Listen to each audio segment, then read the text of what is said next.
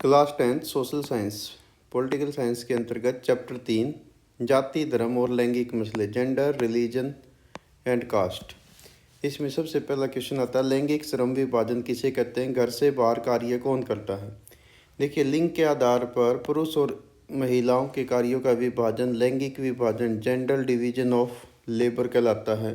भारतीय समाज में परंपरागत रूप से घर से बाहर के कार्य पुरुष करते हैं।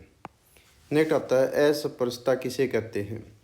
उच्च और निम्न जातियों के बीच छूने तक का भेदभाव करना अस्पृश्यता कहलाता है, अनटचेबिलिटी कहलाता है। जातीय व्यवस्था के प्रमुख लक्षण क्या हैं? समाज का जातियों में विभाजन, अंतर्विवाह पर प्रतिबंध, अपनी ही जाति में विवाह करना, ये है अंतर्विवाह, यानी एक जाति का दूसरी जाति में विवाह नहीं हो सकता, खान पान पर प्रतिबंध और जातिगत पेशे होना।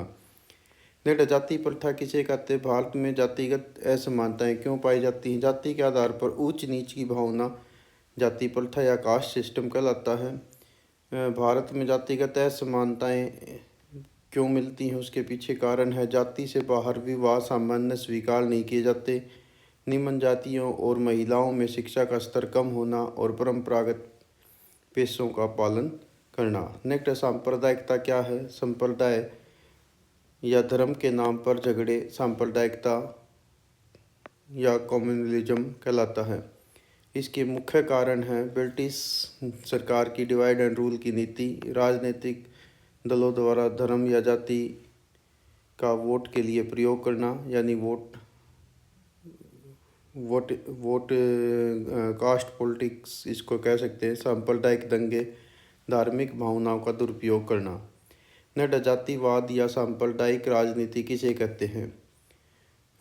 चुनावी लाभ के लिए जाति या धर्म का राजनीति में प्रयोग करना सांप्रदायिक राजनीति कहलाता है। नेक्स्ट, धार्मिक विविधता किसे कहते हैं? किसी समाज में विभिन्न धर्म के लोगों का एक साथ रहना धार्मिक विविधता या रिलीजियस डाइवर्सिटी कहलाता है। जैसे भारत में हिंदू, मुस्लिम, सिख, ईसाई, जैन, बौद्ध, पारसी आदि सभी धर्मों के लोग रहते हैं।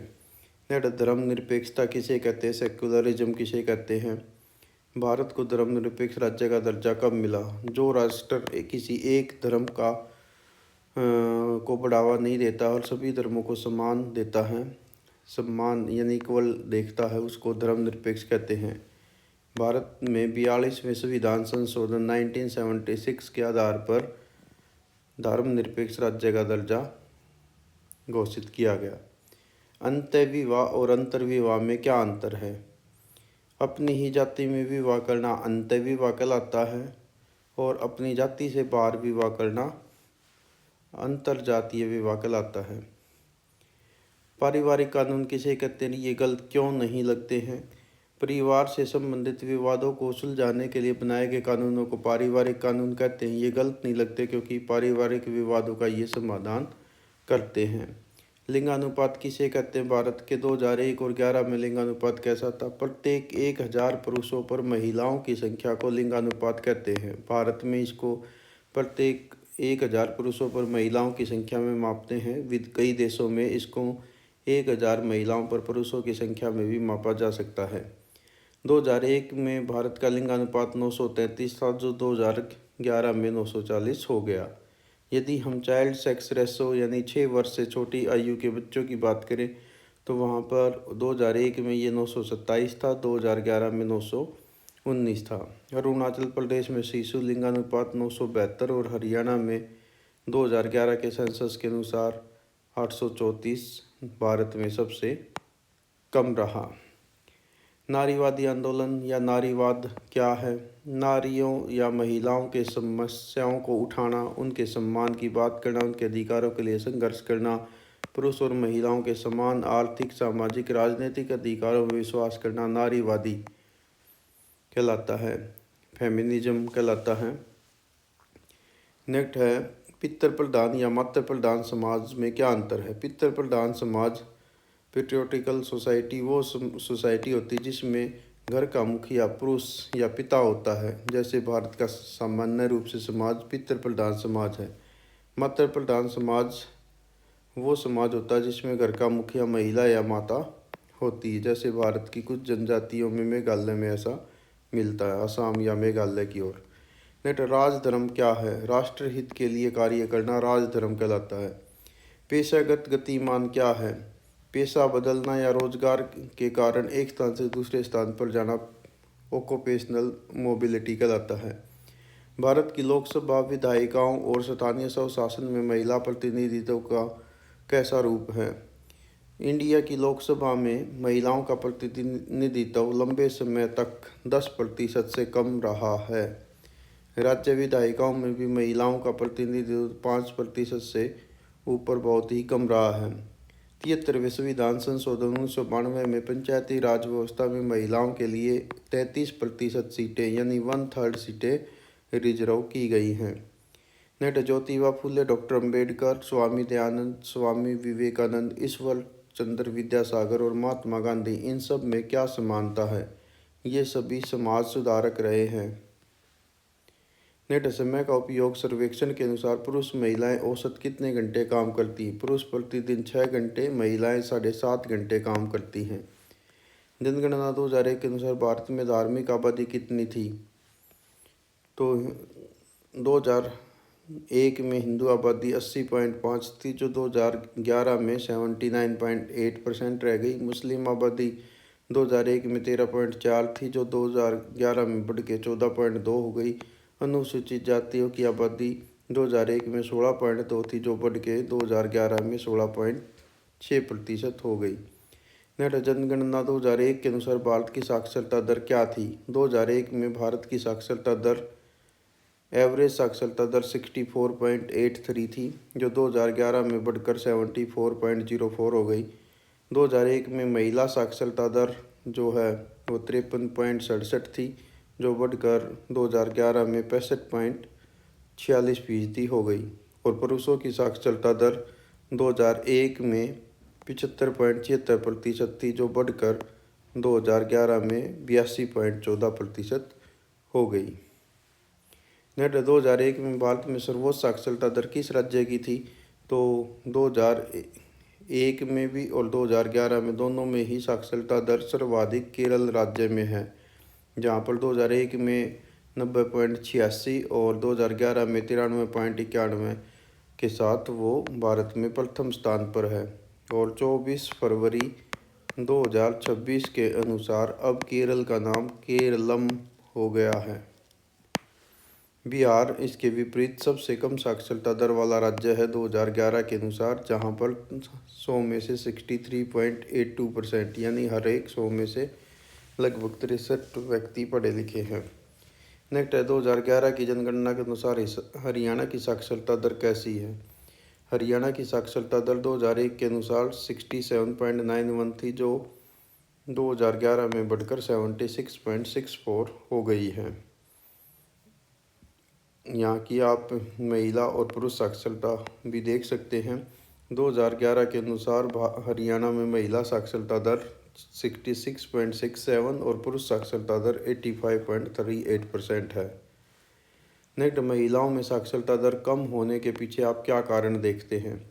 नंबर 1, महिलाओं के साथ भेदभाव का होना, शिक्षा के अवसरों का कम होना, संकीर्ण व पुरुषवादी सोच और पुरुष प्रधान समाज का होना। नेक्स्ट, महिलाओं के साथ भेदभाव सामान्यतः कहाँ होता है? इंपॉर्टेंट क्वेश्चन रहेगा। अशिक्षा यानी महिला और पुरुष दोनों की साक्षरता दर देखते हैं तो इसमें काफ़ी अंतर देखने को मिलता है, यानी उनको बराबर अवसर नहीं मिलते। नेक्स्ट, तनख्वाह, यदि समान काम किए जा रहे हैं तो महिलाओं को अक्सर कम वेतन मिलता है, विशेषकर निजी क्षेत्र में, जैसे आप प्राइवेट स्कूलों में देखते हैं। नेक्स्ट, घरेलू हिंसा, डोमेस्टिक वायलेंस, गाली गलौज, मारपीट, दहेज उत्पीड़न, वैवाहिक हिंसाएँ आदि। नेक्स्ट, महिलाओं के साथ भेदभाव दूर कैसे किया जा सकता है? पुरुषवादी सोच में परिवर्तन करके, महिलाओं को शिक्षित करके, समान आर्थिक अवसर देकर, महिला जागरूकता बढ़ाकर, कानूनी सुरक्षा और सतर्कता बरतकर और राजनीतिक भागीदारी बढ़ाकर ऐसा किया जा सकता है। यदि कोई महिला सरपंच, पंच या एमएलए, एमपी बन जाती है तो किसका प्रभुत्व रहता है? ज़्यादातर मामलों में देखा गया है कि यदि कोई निर्वाचित महिला प्रतिनिधि अपने गांव की पंच सरपंच बन जाती है तो उसका पति या परिवार के जो पुरुष सदस्य हैं वही ज़्यादा प्रभावशाली रूप से कार्य करते हैं। नेट भारत में 16वीं 17वीं और 18वीं लोकसभा में निर्वाचित महिला जनप्रतिनिधियों की संख्या कितनी थी? 16वीं लोकसभा 2014 के अनुसार 543 में से 64 महिलाएं MP थी, यानी 11.78%। 17वीं लोकसभा 2019 में यह संख्या बढ़कर 78 हो गई, यानी 14.36%, जो अब तक की सबसे ज़्यादा है। और 18वीं लोकसभा 2024 में यह 13.6%, यानी 74 महिलाएं MP हैं, मेंबर ऑफ पार्लियामेंट है। महत्वपूर्ण तथ्यों में आप और ये भी बता सकते हैं, पहली लोकसभा 1952 में महिलाओं का प्रतिनिधित्व केवल 5% था। 1962 से अब तक 600 महिलाएं सांसद बन चुकी हैं। लगभग 48.4% निर्वाचन क्षेत्रों में 1962 के बाद किसी महिला को सांसद नहीं चुना गया है। 2019 के चुनाव में कुल 8,049 उम्मीदवार मैदान में थे, जिसमें से केवल 715 महिलाएं थीं और केवल इनमें से 78 महिलाएं ही विजय हुई। इंडियन नेशनल कांग्रेस ने 2019 में 54 महिलाओं को टिकट दिया था। बीजेपी ने 53 महिलाओं को टिकट दिया था। कांग्रेस की ओर से केवल सोनिया गांधी ही रायबरेली से चुनाव जीत सकी। बीजू जनता दल BJD ने टिकट वितरण में 33% महिलाओं को टिकट देकर विशेष पहल की। 21 में से 7, यानी जो 1/3 का कानून है उसको इन्होंने सख्ताई से लागू किया, स्वेच्छा से। ये आप सबके लिए एक प्रकार के एक्स्ट्रा पॉइंट हैं, आप इनको चाहें तो लिख सकते हैं। ये आपके लिए जनरल नॉलेज के क्वेश्चन भी रहेंगे। नेट 15वीं लोकसभा में महिलाओं का प्रतिनिधित्व 10% यानी कम रहा है, उसके पीछे आप क्या कारण मानते हैं? 15वीं लोकसभा तक महिलाओं का प्रतिनिधित्व केवल 10% तक, उससे अधिक कभी नहीं हुआ। राज्यों की विधानसभाओं में भी यह लगभग 5% के आसपास रहा है। स्थानीय स्वशासन में हालांकि ये रिजर्व है 1/3 तक। इसके पीछे कारण क्या है? महिलाओं के साथ सामाजिक भेदभाव, पुरुषवादी सोच या संकीर्ण सोच और पुरुष प्रधान समाज का होना। नेक्स्ट है, क्या अमेरिका और यूरोप में संसदों में महिलाओं का प्रतिनिधित्व संतोषजनक कहा जा सकता है? विश्व के विभिन्न देशों में महिला सांसदों का प्रतिनिधित्व अलग अलग है। जैसे इंडिया में 14.36%, 2019 की 17वीं लोकसभा के अनुसार। अरब देशों में 14%, एशिया में 16%, बांग्लादेश में 21%, सहारा के दक्षिणी वर्ग देशों में 22%, विश्व का एवरेज 23.5%, उत्तर अमेरिका में 26%, यूनाइटेड किंगडम में 32%, नॉर्डिक देशों में, नॉर्डिक देश का मतलब होता है Sweden, Norway, Finland, Denmark, Iceland आदि, इनमें 42% और सबसे ज़्यादा रुवांडा में 21% महिलाएं जो है वो प्रतिनिधि हैं। इनसे पता चलता है कि अमेरिका और यूरोप जैसे जो डेवलप्ड कंट्री हैं उनमें महिला सांसदों का जो स्टेटस है वो सम्मानजनक है भागीदारी के आधार पर। नेक्स्ट, पहले किन पेशों को महिलाओं के लायक नहीं समझा जाता था, लेकिन अब उनमें महिलाएं काम कर रही हैं। पहले वैज्ञानिक, डॉक्टर, इंजीनियर, मैनेजर, कॉलेज और विश्वविद्यालय के शिक्षक, इनके रूप में महिलाओं को उपयुक्त नहीं माना जाता था, लेकिन आज इन सभी क्षेत्रों में महिलाएं बढ़ चढ़कर हिस्सा ले रही हैं। किन देशों में सार्वजनिक जीवन में महिलाओं की भागीदारी बहुत अधिक है? स्कैंडिनेवियाई देशों में, नॉर्वे, स्वीडन, डेनमार्क, फिनलैंड, इन सब देशों में महिलाओं की भागीदारी उच्च है। ये था आपका 3rd चैप्टर। आगे हम अध्ययन करेंगे चैप्टर नंबर 4 का।